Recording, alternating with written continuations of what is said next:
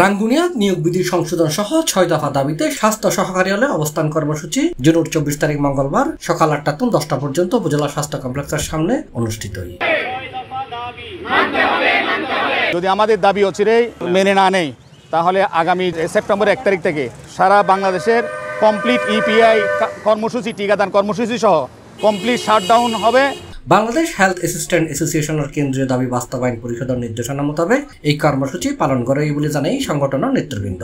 আমাদের এই দাবি যদি সংশ্লিষ্ট কর্তৃপক্ষ মেনে নেয় তাহলে আমরা আবার আমাদের ন্যায্য কাজের এবং অনলাইন রিপোর্ট প্রদান করতে থাকবো। না হয় আমাদের সম্পূর্ণ রিপোর্ট প্রদান এখন বন্ধ। আগামীতে যদি আমাদের কোনো দাবি মেনে না হয় 1 সেপ্টেম্বর থেকে আমাদের ইপিআই কার্যক্রম বন্ধ থাকবে। এটা বক্তব্য রেখে রাঙ্গুনিয়া উপজেলা শাখার সভাপতি মোহাম্মদ ফজলুল হক চৌধুরী, সাধারণ সম্পাদক সাইফুল ইসলাম, স্বাস্থ্য সহকারী নেবি আক্তার, আবু বক্কর, সহকারী স্বাস্থ্য পরিদর্শক সীমা বড়ুয়া, মোসা কলিমুল্লাহ, রফিকুল ইসলাম কুকন, সুমি আক্তার, রঞ্জিত দাস, অরূপ দত্ত, বিশ্বজিৎ চৌধুরী, সাদাত হোসেন রুবেল, উজ্জ্বল সরকার, মাসুদুর রহমান, রাশেদুল আলম সহ স্বাস্থ্য সহকারী নেতৃবৃন্দ। এটা উপজেলা পর্যায়ে কর্মরত বিভাগ স্বাস্থ্য সহকারী উপস্থিত আছেন।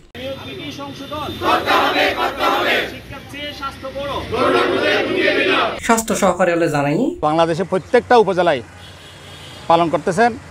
তো এই 6 দফার মধ্যে আমাদের ন্যায্য দাবির মধ্যে 1 নম্বর হচ্ছে আমাদের নিয়োগ বিধি সংশোধন, নিয়োগ বিধিতে স্নাতক সমমান যুক্তকরণ, আমাদের টেকনিক্যাল পদমর্যাদা প্রদান করা, আমাদের 14তম গ্রেডে উন্নতিকরণ। কারণ আমরা 16তম গ্রেডে চাকরিতে ঢুকি, 16তম গ্রেডে অবসরে যায়। এটা বাংলাদেশের কোনো সেক্টরে কোনো পেশায় এই বিধিটা প্রযোজ্য নয়।